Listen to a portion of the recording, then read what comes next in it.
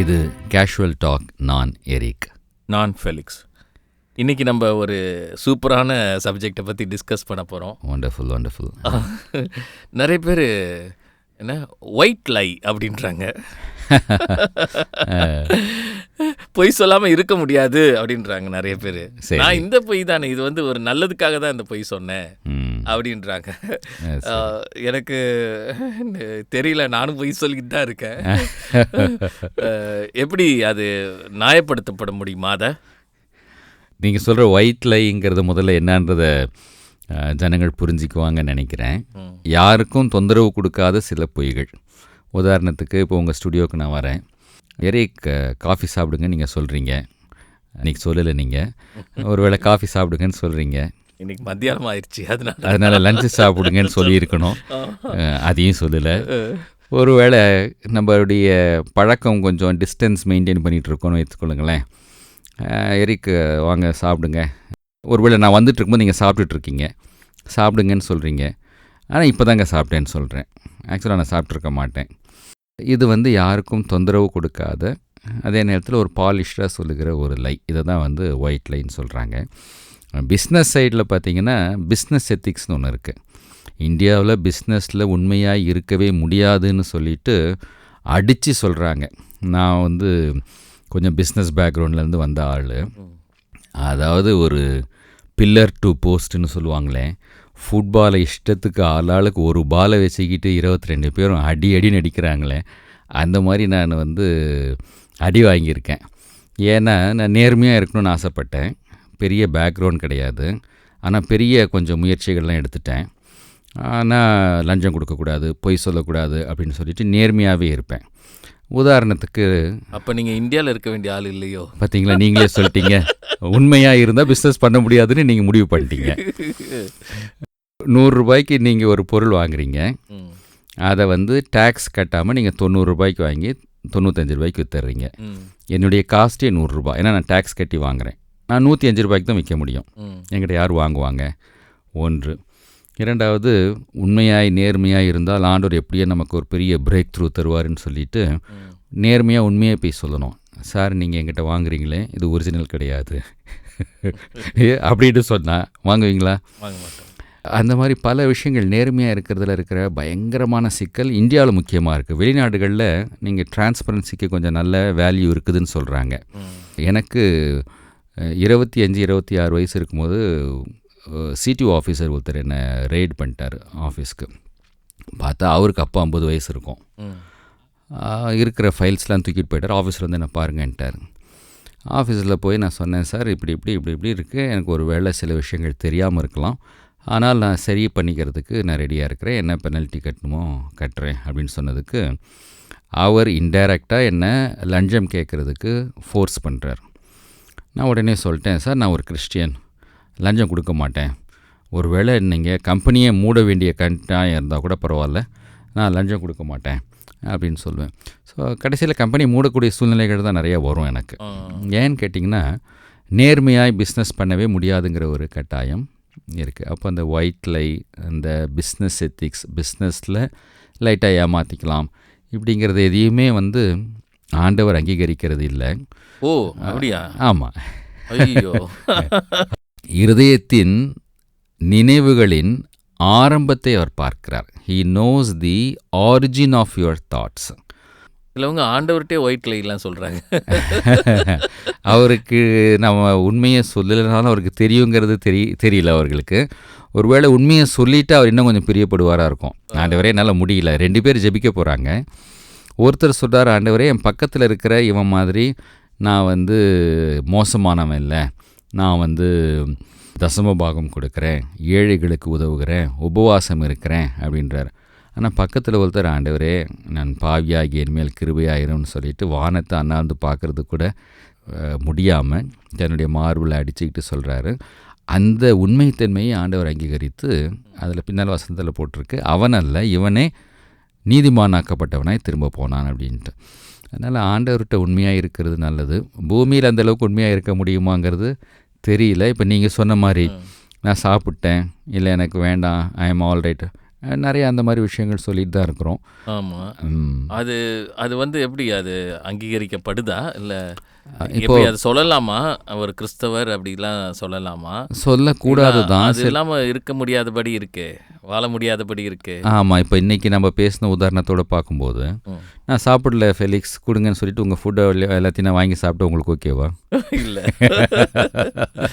அப்போ சில விஷயங்கள் இதெல்லாம் வந்து மிஞ்சின நீதிமானாய் இல்லாமல் இருக்கிறது நல்லது. ஃபார்மாலிட்டிஸ் மாதிரியான இது ஒரு விதமான பொய் தானே. இப்போ நீங்கள் பார்த்தீங்கன்னா நாங்கள் வளர்ந்த சர்ச்சஸ்லாம் ஒரு சின்ன ஸ்லைட்டஸ்ட்டு போய் கூட சொல்லக்கூடாது அப்படின்னு நாங்கள் அப்படியே ஊறி இருக்குது.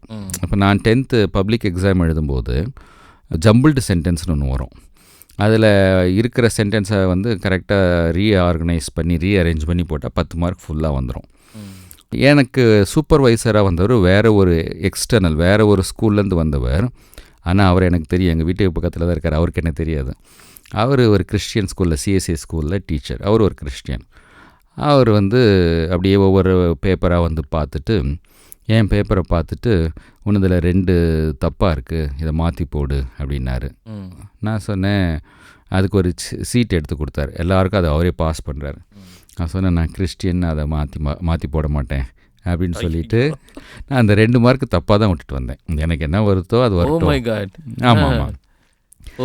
அதுக்கப்புறமா வந்து நான் ஸ்கூலில் ரொம்ப குறும்புக்காரனாக கன்சிடர் பண்ணப்பட்ட ஆள்.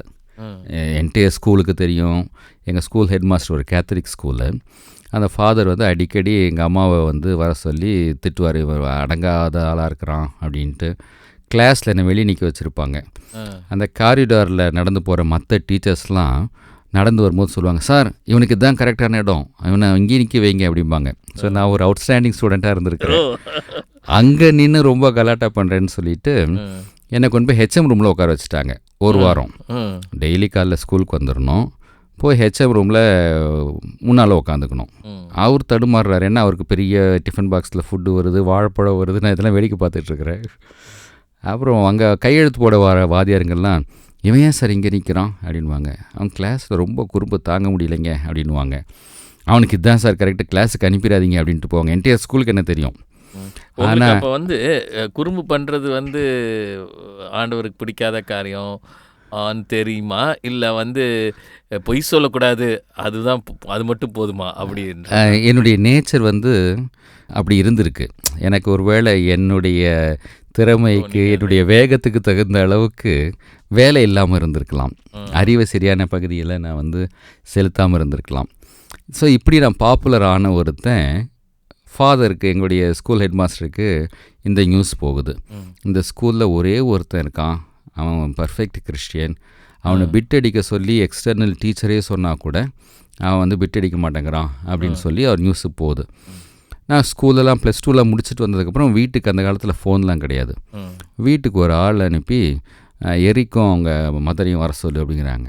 நாங்கள் நினைக்கிறோம் ஸ்கூலே முடிச்சாச்சு, இன்னும் மார்க் வரல, இப்போ எதுக்கு திரும்ப கூப்பிட்டு அனுப்புகிறாரு, என்ன கலாட்டான்னு சொல்லி போய் பார்த்தா எங்கள் அம்மாக்கிட்ட சொல்கிறாரு, இந்த ஸ்கூல்லேயே இப்படிப்பட்ட ஒரு பையனை பார்க்க முடியாது, நேராக பிட் அடிக்க சொல்லி வாதியாரே கொடுத்தா கூட அவன் பிட் அடிக்கலை, அவனை அப்ரிஷியேட் பண்ணுறதுக்காக கிஃப்ட் கொடுக்கறதுக்கு தான் கூப்பிட்டேன்னு சொல்லிட்டு கூப்பிட்டு அனுப்பியிருந்தார். அப்போது இந்த மாதிரி சில விஷயங்கள்லாம் வந்து நான் இருந்திருக்கிறோம். நம்ம அந்த காலத்தில் அப்படி போதிக்கப்பட்டிருக்கிறோம். போலீஸ் மாட்டினாங்கன்னா 50 ரூபா கொடுத்துட்டு போங்கம்பாங்க, இல்லைங்க 300 ரூபா கொடுக்குறேங்க அப்படின்னு சொல்லிட்டு ரெசிப்ட் போட்டு வாங்கிட்டு வரணும் அப்படிங்கிறதெல்லாம்.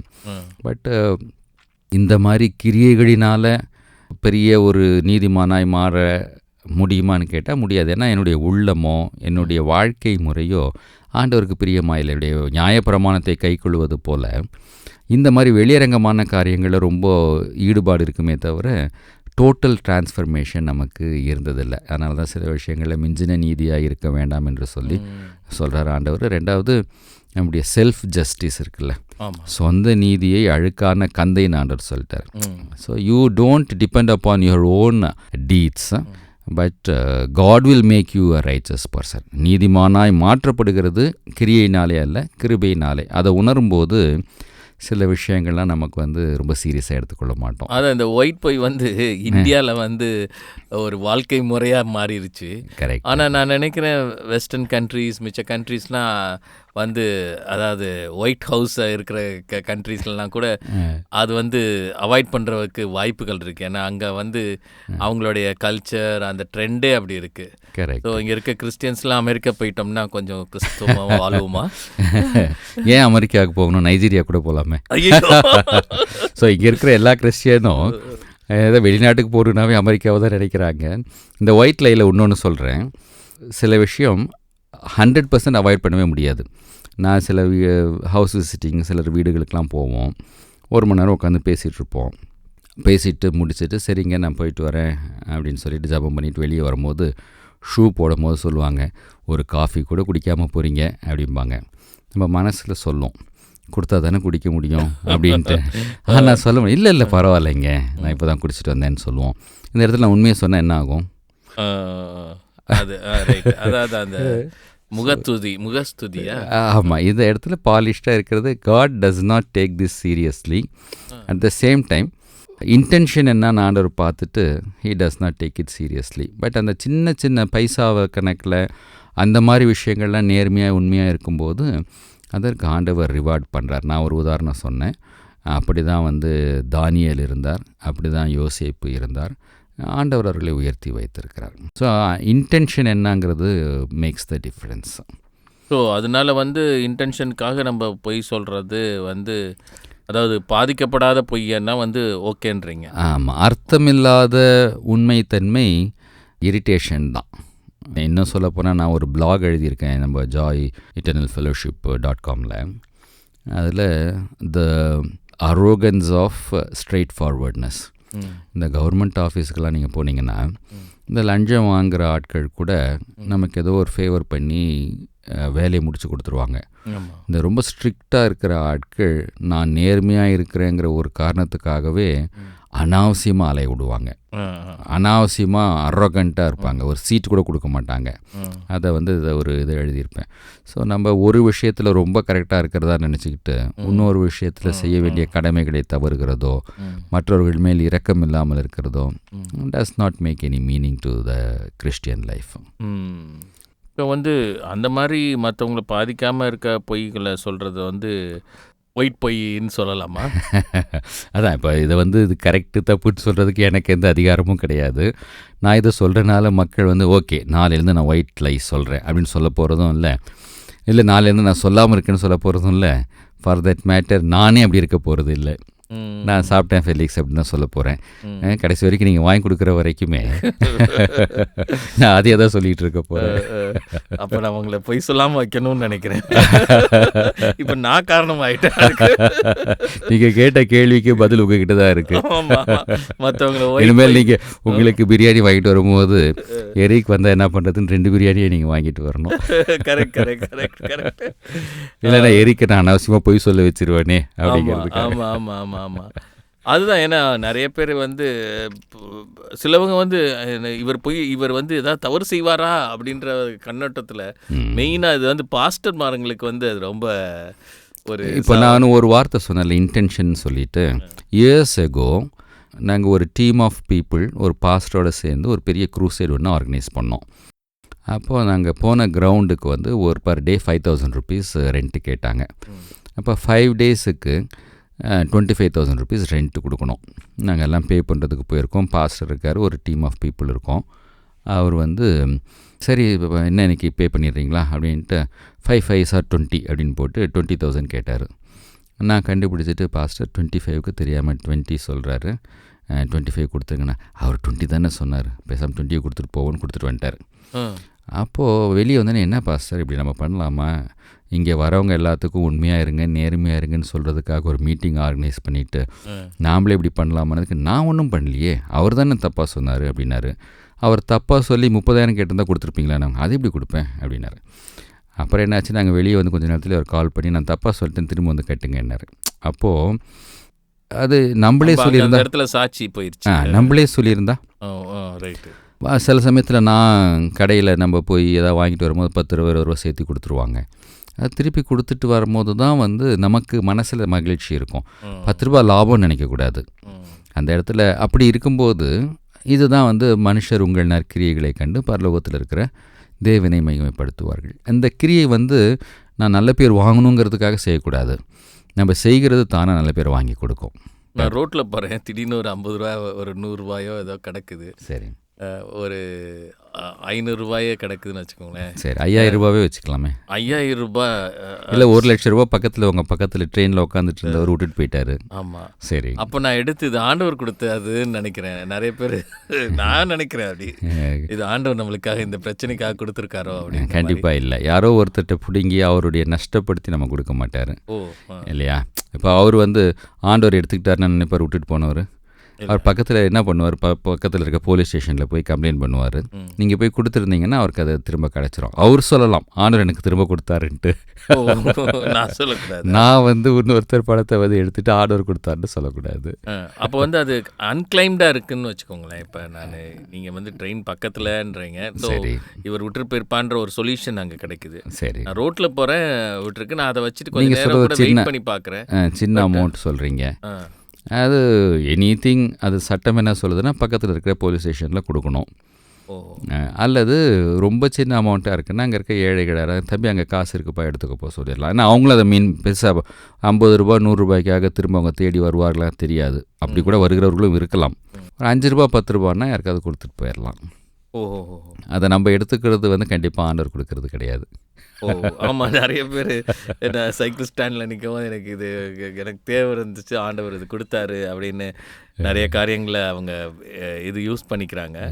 ஸோ அப்பயும் நம்ம அன்கிளைம்டாக இருக்குது அப்படின்னும் போது நம்ம வேறு அது தேவையானவங்களுக்கு கூட நம்ம அதை கொடுத்து, ஏன்னா கடைசியில் அது நாளைக்கு நம்மளுக்கு முன்னாடி ஒயிட் த்ரோன் ஜட்ஜ்மெண்ட்டில் சாட்சி சொல்லிடக்கூடாது. ஆமாம், நம்முடைய மனசாட்சி அதை ஏற்றுக்காதுல்ல, நமக்குள்ளே இருக்கிற ஆவி அதை ஏற்றுக்காது. ஓஹோஹோ. ஸோ நம்ம இப்போ இந்த பொய்கள் பற்றி பார்த்துட்ருக்கோம். சிலவங்க இந்த கிறிஸ்தவர்களை தான் ரொம்ப பார்க்குறாங்க, பொய் சொல்கிறாங்களா அப்படின்ற மாதிரி. ஆமாம், இன்றைக்கி சபைகளில் பொய் சொல்கிறதுக்கும் லஞ்சம் வாங்கிறதுக்கும் இதுக்கு ஸ்பெண்ட் பண்ணுற டைம் தான் ரொம்ப அதிகமாக இருக்குது. சினிமா பார்க்குறது ஒரு பெரிய பாவம் போல சித்தரிக்கிறார்கள். இன்றைக்கு யாரும் சினிமாலாம் பார்க்குறதில்ல, அதை விட எவ்வளவோ பெரிய விஷயங்கள் வந்துடுச்சு. ஆமாம், நம்ம கரங்களில். ஆமாம், இன்றைக்கும் சினிமாவையும் சினிமா பாட்டையும் ரொம்ப ஓவராக பேசிட்டு, நான் சினிமா பார்க்குறத வெளிப்படையாக பேசுகிற ஆள் தான். என்கிட்ட பாஸ்டர்ஸ்லாம் என்ன சொல்லுவாங்க, பிரதர் நாங்களும் பார்க்குறோம், நீங்களும் பாருங்கள், ஆனால் பார்க்குறேன்னு வெளியே சொல்லாதீங்க அப்படின்னுவாங்க. இது எதுக்கு மாய்மாலம்? அப்போ முன்னால் உட்காந்துருக்கிற ஆள் என்ன நினைப்பார், நம்ம ப்ரீச் பண்ணும்போது இவங்கெல்லாம் ப்ரீமியம் கிறிஸ்டின்ஸ் போல் இருக்குது, இவங்களுக்குள்ளே இந்த உணர்வுலாம் இருக்காது போல் இருக்குது, நாம் தான் பாவிகள் அப்படிங்கிற ஒரு நினைப்போம். இந்த சமயம் ஒரு ஜோக் ஒன்று சொல்லிடுறேன், நீங்கள் அந்த டாப்பிக்லேயே இருங்க. ஒரு பாஸ்டர் அவர் சர்ச்சில் ஏதாவது ஒரு யாராவது நல்லது சொன்னாங்க, சாட்சி சொன்னாங்க அப்படின்னா அலே லூயா அப்படின்னு சொன்னது எல்லாரும் அலே லூயா அப்படின்னு சொல்லுவாங்களாம். ஒரு நாள் என்ன ஆயிருக்கு, ஒரு தேட்டருக்கு ஒரு புது படம் ரிலீஸ் ஆயிருக்கு, பாஸ்டரும் போயிருக்காரு, விசுவாசிகளும் தெரிஞ்சிருச்சு. பாஸ்டர் அவன் சண்டை போட்டு ஜெயிச்சோன்னு அலே லூயான்னு முழு தேட்டர்லயும் அலே லூயா சத்தம் கேட்டிருக்கா. ஆமா, சர்ச்சா எல்லாரும் ஒருத்தருக்கு தெரியாம ஒருத்தர் போயிருக்காங்க. அதை சொன்னேன், நீங்க தொடர்ந்து சொல்லுங்க. சரி, நம்ம என்ன பேசிட்டு இருந்தோம்? அதான் நம்ம அப்படி மறைச்சி நம்ம ஒரு காரியத்தை ஆமாம், எனக்கு ஒரு ஆசை என்னன்னா, என்னுடைய நேச்சர் அது, நான் ரொம்ப நல்லவன் மாதிரி வேஷம் போட்டு நாளைக்கு என்னுடைய ஒரிஜினாலிட்டி உங்களுக்கு தெரியறத நான் விரும்ப மாட்டேன். மோஸ்ட்லி நான் பண்ணுற தப்ப நானாகவே எல்லாத்திட்டையும் சொல்லிடுவேன். அப்போ எனக்கு கொஞ்சம் கம்ஃபர்டபுளாக இருக்கும். நீங்கள் என்ன ரொம்ப ரொம்ப நல்லவன்ட்டு மாட்டிக்கிட்டோம்ப்பா அப்படின்னு நீங்கள் நினைக்காத அளவுக்கு நானே நடந்துக்குவேன். அப்போ நம்ம இந்த ஒயிட் பொய் இந்த மாதிரி சொல்கிறத கூட அவாய்ட் பண்ணணும்னு நம்ம நினைக்கணும்ல. ஆமாம், அதான் அதுவே என்னன்னா அதுவே நம்ம பார்ட் ஆஃப் லைஃப்பில் இல்லை நான் இதுக்கு தான் சொன்னேன் அப்படின்னு நியாயப்படுத்திகிட்டே போயிட்டே இருந்தால் அது பெருசாக போய் போட்டுருமோ. அதான் இன்டென்ஷன் மேக்ஸ் த டிஃப்ரென்ஸுங்க. அப்போ ஆண்டவர் எண்ணங்களை வகையறுக்கிறவர், இருதயத்தின் எண்ணங்களே வகையாக இருக்கிறவர். இந்த இடத்துல இது ஒரு பெரிய பாதிப்பை உண்டாக்கலைன்னா ஆண்டவர் அதை பெருசாக எடுத்துக்க போகிறதில்ல. ஆனால் பொய் சாட்சியோ தவறு என்று கட்டளையிலேயே கொடுக்கப்பட்டிருக்குது.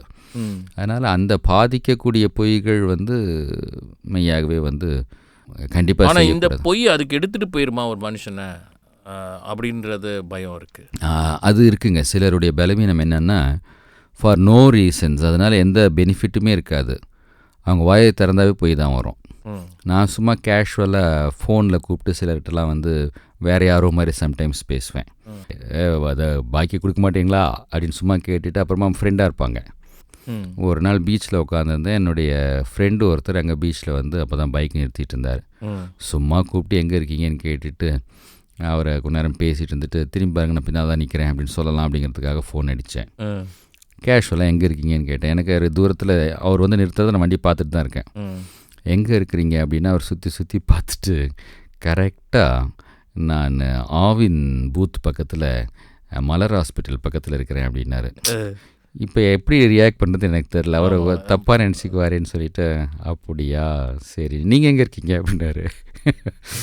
நான் உங்கள் பின்னால் தான் இருக்கிறேன்னு அவருக்கு முகம் ரொம்ப எனக்கும் எப்படி ரியாக்ட் பண்ணுறதுன்னு தெரியல. அவர் வந்து என்னடா இந்த ஆள்கிட்ட தேவையில்லாமல் போய் சொல்லிட்டோமே அப்படின்ட்டு ரொம்ப சங்கோஜப்பட்டார். அந்த இடத்துல நான் அவருக்கு எந்த பணமும் அவர் எனக்கு கொடுக்க தேவையில்லை, அவர் எந்த விதத்திலும் எனக்கு ஒரு ஆப்ளிகேஷன் செய்ய வேண்டிய அவசியம் இல்லை, கேஷுவல் தான். ஏன் அப்படி சொல்லணும்? அப்படியே சொல்லி பழகியிருக்கிறாங்க. அது போகாமல் இருக்கிறது நல்லது. ஓ அதுதான் இது இல்லை இப்போ அந்த சூழ்நிலை வச்சு நம்ம சொல்கிறோம். சிலவங்க தான் நீங்கள் சொன்னீங்களே வாய் திறந்தாவே வந்து எல்லாத்துக்குமே வந்து பொய் சொல்கிறது, மிகைப்படுத்தி பேசுகிறது, கரெக்ட். அப்படிலாம் வரும்போது வந்து அது வந்து கொஞ்சம் கொஞ்சமாக அது வந்து மனதை கடினமாக்கிட்டே போயிட்டு. உண்மை. நீங்கள் ரொம்ப அழகாக இன்னொரு பாயிண்ட் உங்களுக்கே தெரியாமல் ஒரு வார்த்தையை சொல்லிட்டீங்க. பொய்யே அப்படியே கண்டினியூஸாக சொல்லிகிட்டு இருக்கிறது தவறு, அதை வந்து அவாய்ட் பண்ணிக்கணும். இப்போ நான் சொன்ன மாதிரி இந்த காஃபி குடிக்கிறது, சாப்பாடு, அதெல்லாம் வந்து ஒரு பெரிய மேட்டர் இல்லை. ஜென்ரலாக போய் சொல்லாமல் இருக்கிறது நல்லது. இன்னொரு பாயிண்ட் சொன்னீங்க, எக்ஸாஜரேட் பண்ணுறது, மிகைப்படுத்துறது. அது கிறிஸ்தவர்கள் இடத்துல கொஞ்சம் நிறையா இருக்கும், என்கிட்டயே அது கொஞ்சம் இருக்கும். ஏன்னு கேட்டிங்கன்னா இந்த மார்க்கெட்டிங்கில் இருந்த ஆளுங்க எல்லாம் போயிட்டு இந்தாங்க சார் இந்த ப்ராடக்ட் இவ்வளோ தான், நான் 10 ரூபாய்க்கு வாங்கினேன், உங்களுக்கு 20 ரூபாய்க்கு விற்கிறேன், வேணும்னா வாங்குங்க, இல்லைன்னா போயிட்டே இருங்க அப்படின்னு சொல்ல முடியாது. அப்போ நான் என்ன சொல்லணும், இதோடைய குவாலிட்டியை பற்றி நான் நல்லா சொல்லணும். அப்போ அப்படியே பேசி பேசி பழகின ஆட்கள் கொஞ்சம் எல்லாத்தையுமே அட்ராக்டிவாக பேச ப்ரெசென்ட் பண்ண தான் ட்ரை பண்ணுவாங்க. ரெண்டாவது நம்ம சுவிசேஷத்தை சொல்லும்போது நான் சில சமயத்தில் நினைப்பேன், கொஞ்சம் ஓவராக ஆண்டவரை பற்றி சொல்லணுமேங்கிற ஒரு வேகத்தில் எக்ஸ்ட்ராவாக தூக்கி போட்டுறக்கூடாது. அவர் நீங்கள் கேட்ட மாதிரி ஏங்க அப்போ நீங்கள் எப்படி இருக்கீங்கன்னு கேட்டுருவாங்க இல்லைங்களா? அது மாதிரி சில விஷயங்கள் நம்ம கொஞ்சம் எக்ஸாஜரேட் பண்ணி பேசுவோம். அது பேசாமல் இருக்கிறது நல்லது, சேஃப்டி நமக்கு. ஆமாம். சிலவங்க அந்த இது இப்போ இந்த தெய்வீக சுகம் ஹீலிங்லாம் சில பாஸ்டர்லாம் பயங்கரமாக டம்மர் அடிக்கிறாங்க. ஆமாம், அவங்களுக்கு ஒரு பிரச்சனை வரும்போது போய் ஹாஸ்பிட்டலுக்கு போயிடுவாங்க. உங்களுக்கு நீங்கள் இதை சொல்லும் போது சிபிஎம் சர்ச் கோவாவில் நடந்த ஒரு விஷயத்தை உங்களுக்கு சொல்கிறேன். I know you are from CPM background. உங்களோட ஐடென்டிட்டியை ரிவீல் பண்ணிட்டேன். அங்கே வந்து ஒரு சிஸ்டர் ரொம்ப உடம்பு முடியாமல் படாத பாடுபட்டிருக்காங்க. ஒரு செட் ஆஃப் அனதர் சிஸ்டர்ஸ் ஒன்றா சேர்ந்து போய் அவங்களுக்காக ஜெபம் பண்ணியிருக்காங்க. அப்போ அங்கே பக்கத்தில் இருக்கவங்களாம் சொல்லியிருக்காங்க, இது ரொம்ப சாகக்கூடிய சிக்னஸ்லாம் கிடையாது, பக்கத்தில் இருக்கிற ஹாஸ்பிட்டலுக்கு போனால் they'll treat her and she can recover from her sickness soon, she can come backன்னு சொன்னதுக்கு நோ நாங்கள் டாக்டர்லாம் போக மாட்டோம், மருத்துவம்லாம் பார்க்க மாட்டோம், ஆண்டவர் எங்களுக்கு சுகம் தருவார் அப்படின்னு சொல்லிட்டு முழங்கால் போட்டு பயங்கரமாக ஆவியில் நிறைஞ்சு ஜெபிச்சுட்டு made sure that she doesn't go to hospital. அந்த ஹாஸ்பிட்டலுக்கு அவங்க கஷ்டப்படுறவங்கள கஷ்டப்படவே விட்டுட்டு ஜெபிச்சுட்டு இவங்கெல்லாம் ஒரு வேனில் ஏறி திரும்ப போயிருக்காங்க. போன வேன் ஆக்சிடெண்ட் ஆகிடுச்சு. அவங்க எல்லாம் போய் ஒன்றா ஹாஸ்பிட்டலில் படுத்துக்கிட்டாங்க. பாவம் அந்த சிஸ்டர் ஆஸ்பத்திரிக்கு போகாதீங்கன்னு சொல்லிட்டு இவங்கெல்லாம் கொண்டு போய் ஹாஸ்பிட்டலில் சேர்த்துட்டாங்க. இதை கேட்டால் சொல்லுவாங்க, எங்களுக்கு நினைவில்லைங்க, கொண்டு போய் ஹாஸ்பிட்டலில் சேர்த்துட்டாங்க அப்படிம்பாங்க. பட்டு ஆண்டவர் வந்து மருத்துவத்துக்கு எதிரானவர் அல்ல, அவர் வந்து அந்த டாக்டரை பற்றி கோட் பண்ணியிருக்காரு, பிணியாளிக்கு வைத்தியன் வேண்டியதே அல்லாமல் மற்றவனுக்கு அல்ல. So he entrusted physician and physician கொண்டு வருகிற மெடிசன் எல்லாம் ஆண்டவருடைய உதவி ஞானம் இன்வென்ட் பண்ணுறதுக்கான அந்த ஞானம் இல்லாமல் அவர்கள் ஒன்றும் செய்ய முடியாது.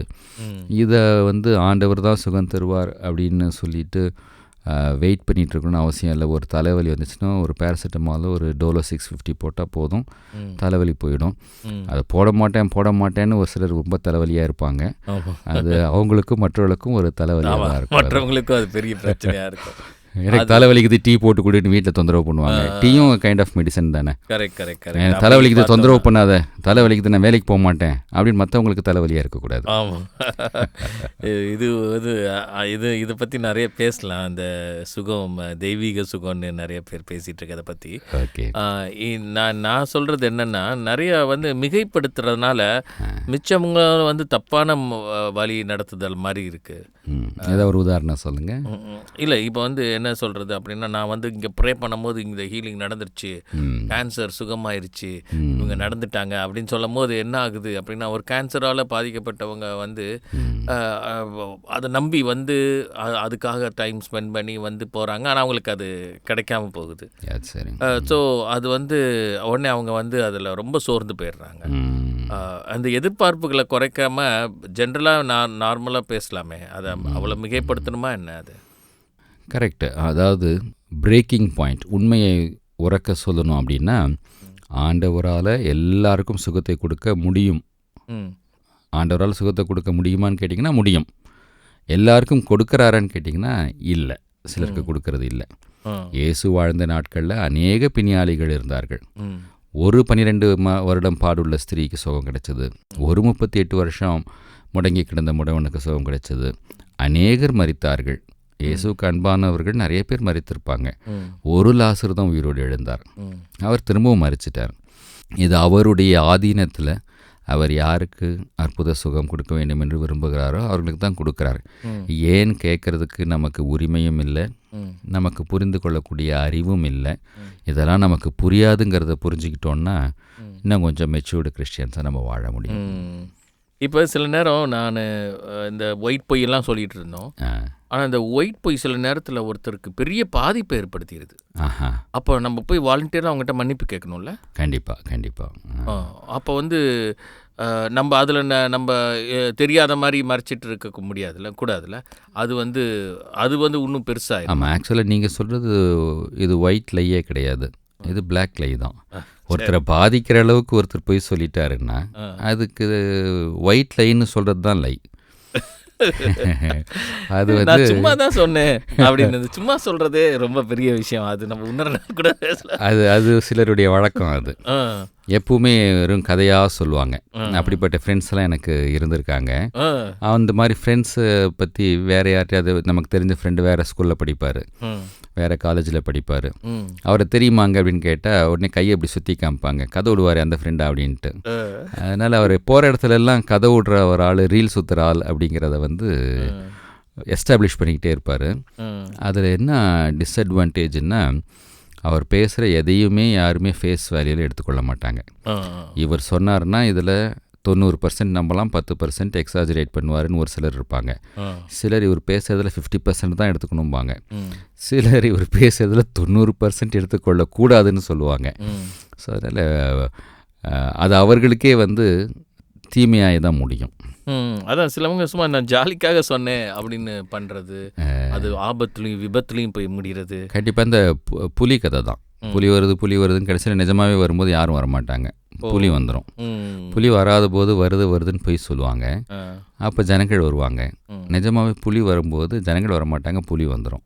அதான் நான் இந்த ஒயிட் பொய்க்கு ஒரு ரெமிடியாக நான் என்ன நினைக்கிறேன் அப்படின்னா, நான் ஒயிட் பொய் சொல்கிறனால ஒருத்தர் பாதிக்கப்பட்டாங்கன்னா நான் போய் அவங்ககிட்ட மன்னிப்பு கேட்குறது வந்து ஒரு நல்ல சிம்டமாக இருக்கும். ரொம்ப ரொம்ப ரொம்ப அவசியமானது. நீங்கள் ஆண்டவருக்குள்ளே ஒருத்தர் வந்துட்டார் அப்படின்னா அவர் வந்து அது உணர்த்தப்படும் போது என்னால் ஒருத்தர் பாதிக்கப்பட்டிருக்கிறார் என்பதை அறிந்து கொண்டு சும்மா இருக்கக்கூடாது. அதை வந்து அவங்க இடத்துல கிளாரிஃபை பண்ணுறது, செட் ரைட் பண்ணுறது, ரெக்கன்சைல் ஆகிறது அவசியமானது.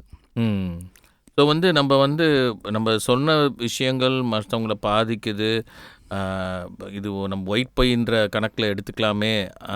ஆனால் அதோடைய விளைவு இப்படி இருக்குன்னும் போது உண்மையிலே வந்து நம்ம அவங்ககிட்ட போய் மன்னிப்பு கேட்டு ரீகன்சில் ஆனால் நம்ம அடுத்த பொய் சொல்லாமல் கொஞ்சம் தடுக்கிறதுக்கு வாய்ப்பு. ரெண்டாவது, பைபிளில் வெள்ளை பொய் கருப்பு பொய் அப்படி ரெண்டுமே இல்லை, பொய் அப்படி தான் இருக்குது.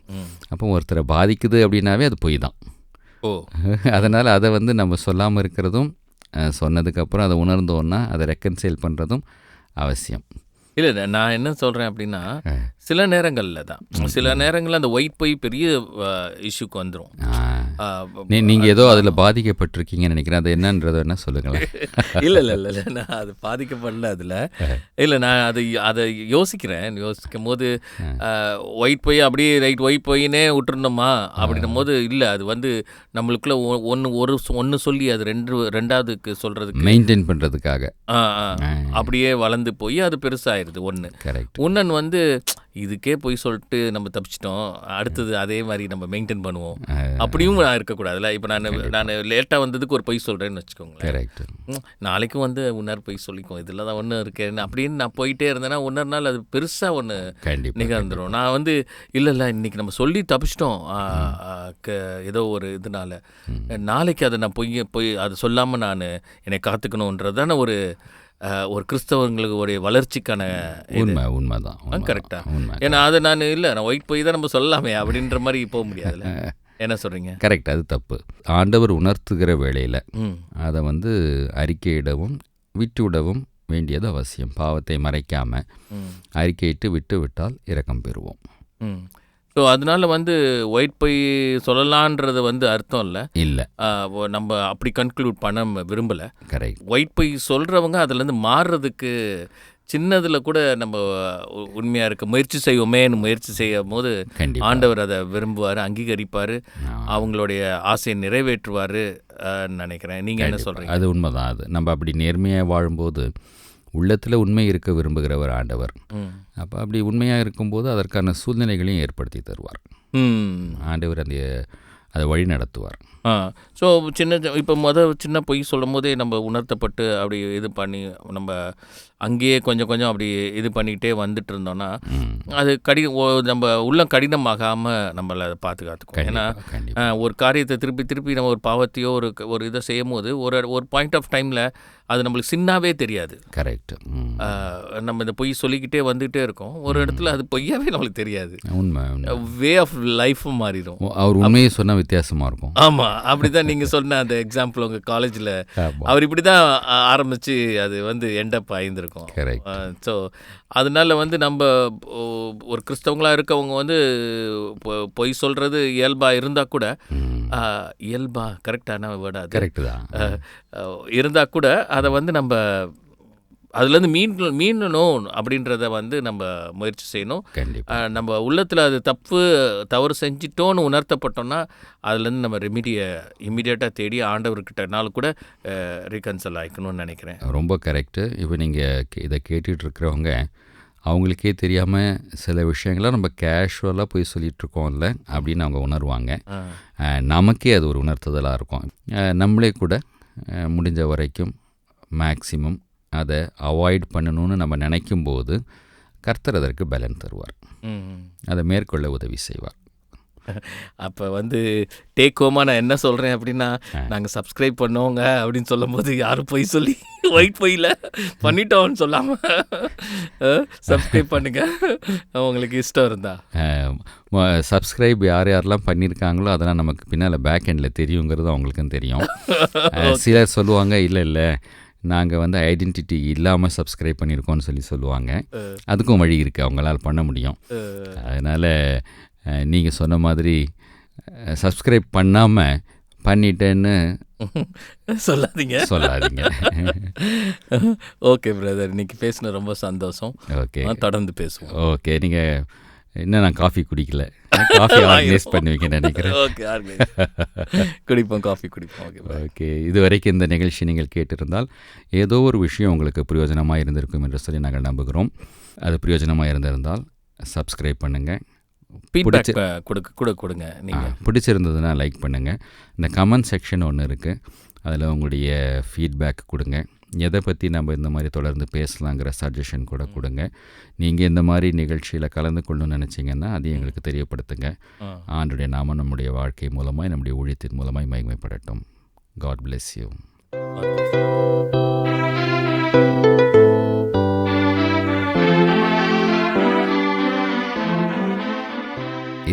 Casual talk